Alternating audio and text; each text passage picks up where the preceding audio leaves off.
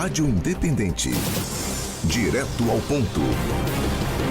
No quadro Direto ao Ponto, participa conosco sempre às quartas-feiras o promotor de justiça, Dr. Sérgio Diefenbach, e hoje com o tema, claro, né, não poderia ser outro, a liberdade do voto. Bom dia, Dr. Diefenbach. Bom dia, Rita, bom dia, Marcelo, bem-vindo ao estúdio. O Ricardo parece que está em férias em Minas, Está. né? De novo. Exatamente. Esse cara tira férias muito seguido. E se ele estiver nos ouvindo, boas férias aí, Ricardo. Brincadeira, né? Ele está trabalhando ele lá está em Minas. trabalho, viagem de trabalho. Mas a gente brinca aqui com ele que é férias, mas a gente sabe que não é, né? É aqueles trabalhos tipo ir cobrir a Copa do Mundo, assim, que todo mundo quer, né? Mas tá bem.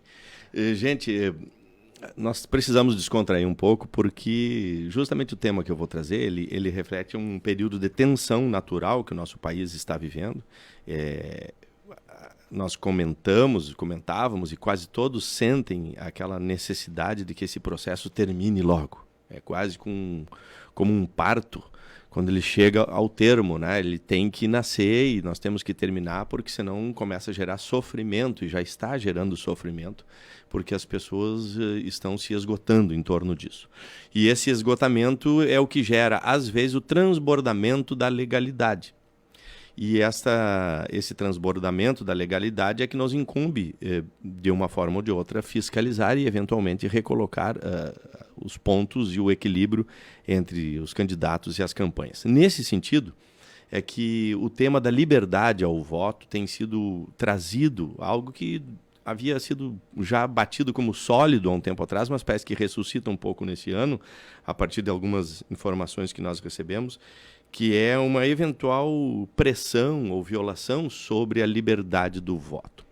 E isso eu pergunto para vocês agora. Os ouvintes podem pensar alto e dizerem para quem quiserem, mas eu pergunto para vocês dois, em que é que vocês vão votar? Consegue me dizer, Rita? Não. Marcelo? Não, com certeza. Não, porque o voto é secreto, né? O voto secreto, vocês fazem parte de uma empresa jornalística e qualquer manifestação de vocês, por uma razão ética e inclusive legal, ela pode gerar a indução do eleitor. Mas imaginem a situação de que eu seja o acionista majoritário ou o dono da rádio e chame vocês na sala separada e pergunte em quem é que vocês vão votar.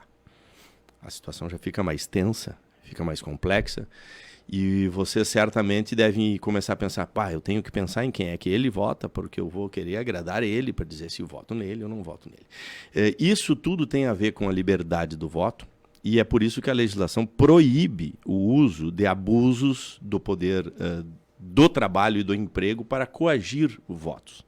E nós recebemos algumas notícias de fatos dessa natureza que estejam acontecendo. Alguém que é detentor dos postos de trabalho, ou seja, eu tenho 50, 60, 70 funcionários, e anuncio que quem votar no candidato X pode passar no RH e pedir as contas. E que na empresa minha só trabalha quem vota no candidato B. Esse fato ele é considerado pela legislação um crime eleitoral, uma coação, quando tu faz uma grave ameaça a alguém para que ele vote em A ou B. Então, nós recebemos algumas notícias disso e permanecemos em averiguação. E eu gostaria que o ouvinte, que o eleitor, ficasse atento a isso e ficasse ciente de que o voto é inviolável. Ele não é obrigado a dizer em quem ele vota, ele não é obrigado a votar em quem quer que mandem que ele vote. E que se houver episódios de coação dessa natureza, que nos comuniquem ao Ministério Público, à Justiça Eleitoral ou até à Polícia Civil, porque se fará uma investigação a respeito disso e, se provado, haverá a punição de quem eventualmente faça. E é por essas mesmas razões que se coíbe o uso de qualquer equipamento dentro da urna que registre o voto. Porque é o segundo ponto desta coação. Ou seja, eu exijo que tu vote em A e em B e eu quero que tu me prove que votou no A e no B. Na época da contagem manual, das urnas, das células manuais, havia inúmeros expedientes do tipo, tu vai votar e faz um asterisco na ponta, porque eu tenho alguém lá na mesa que vai conferir e eu preciso que naquela urna apareça o voto com asterisco, por exemplo. É uma hipótese. Outros que trocavam votos, enfim, maneiras de controlar o voto do eleitor.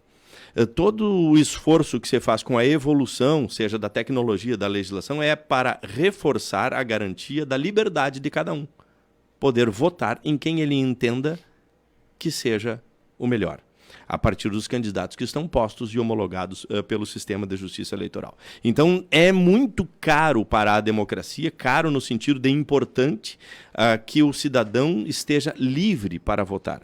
Livre em sua consciência, livre em sua economia, livre em seu trabalho, para que ele possa exercitar o seu direito sagrado e constitucional ao voto, independentemente de em que empresa ele trabalhe ou de que igreja ele frequente ou de que time de futebol ele torça e por aí adiante.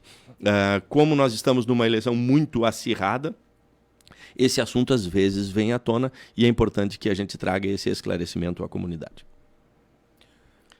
Doutor, uma questão. Tem um ouvinte nos escutando agora que na empresa dele ele passou por esta situação. Ele procura a promotoria e faz esta denúncia. Obviamente, não será divulgado o nome desta pessoa. Sim. Mas se essa pessoa deixar vazar dentro da empresa que ele foi até vocês... Sim, temos esse risco. Perfeito. Mas eu digo, essa pessoa vai sofrer, inclusive, quem sabe, com uma possível demissão. Pode ter alguma espécie de represália que o Ministério Público do Trabalho vai tomar providências nisso. Perfeito. Que aí é um outro uso, um outro tipo de abuso que pode inclusive, anular esta demissão. É onde eu queria chegar. Mas tu tocasse num ponto muito interessante, que é a produção de prova. Tá? Nós vivemos num período em que as pessoas pensam que é muito fácil, escreve um e-mail para a promotoria e a gente vai fazer magicamente aparecer a prova. Então, quem estiver passando por uma circunstância dessa, é importante que ele produza prova. Pode ser uma gravação, pode ser depoimentos, pode ser uma filmagem, pode ser outros elementos que ele encontre que tragam a verdade. Não adianta, e infelizmente não adianta, ficar palavra contra palavra. Então, se chegar um cidadão dizendo, olha, eu fui coagido, sim, eu preciso ter prova disso. O seu depoimento vai me permitir para que a gente abra uma incipiente investigação. Mas sem prova, isso é do sistema judiciário geral. Sem prova eu não ando nenhum passo. Eu preciso produzir prova. Então, quem estiver nessa situação, é importante que ele tenha a frieza de produzir a prova. E hoje em dia, com os meios eletrônicos, isso é muito fácil. E acrescento, se eu estou no meu ambiente e eu gravo uma conversa do meu ambiente, eu não estou violando nenhum dispositivo constitucional. O sigilo das comunicações, ele existe se eu vou lá gravar uma conversa entre Rita e Marcelo. Isso é diferente. Mas se a conversa é comigo, no ambiente que eu estou, a gravação é legítima, é um meio de prova lícito. E esse será um embate dos processos judiciais que eventualmente surjam a partir desses episódios. Existe já algum tipo de denúncia nesse sentido aqui na nossa região? Porque a gente tem ouvido muito de outros locais. Sim. Vários, inclusive. Nós temos uma averiguação a partir de um elemento que nós só temos que olhar, e isso é o passo que eu requisitei um inquérito policial, inclusive, sobre isso, porque aparentemente era uma empresa dizendo que se A ganhar ou se B ganhar, ele vai rescindir os contratos, não vai seguir. Então, não é exatamente uma relação de emprego, e é isso que nós temos que observar, se eram empregados ou se eram contratos comerciais, que pode ser uma avaliação de mercado. Assim como a bolsa de valores, etc. Isso é diferente. Então, isso é a investigação, é a análise, é a observação, a escuta dos empregados, de outras circunstâncias para chegar. Então, nós sim temos no Vale, no mínimo, um inquérito requisitado a partir disso. No geral, assim, agora falando da eleição em si, né? O que pode se esperar aí para o domingo? Tranquilo, totalmente a gente sabe que não será, mas deve ser parecida com o primeiro turno. O nosso Vale do Taquari, ele tem uma natureza de muita civilidade. Sim. Né? Então a gente espera que todos estejam com a mesma civilidade, a paciência e calma que tiveram na eleição passada. Essa eleição será mais rápida, esse segundo turno ele é mais rápido, ele é mais ágil.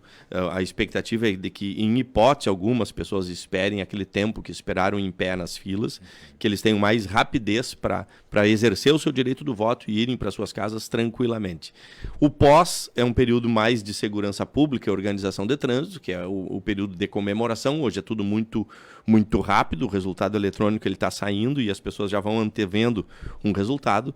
E ainda acho que hoje ou amanhã teremos uma reunião com Justiça Eleitoral, Segurança Pública e Trânsito de Lajeado para alguns acertos nesses aspectos, para tentar manter civilidade e respeito entre quem ganhar e quem perder, e que consigamos amadurecer cada vez mais a nossa democracia. Então, nossa expectativa ela é positiva, está tudo preparado, está tudo pronto, estamos observando esse processo como um todo.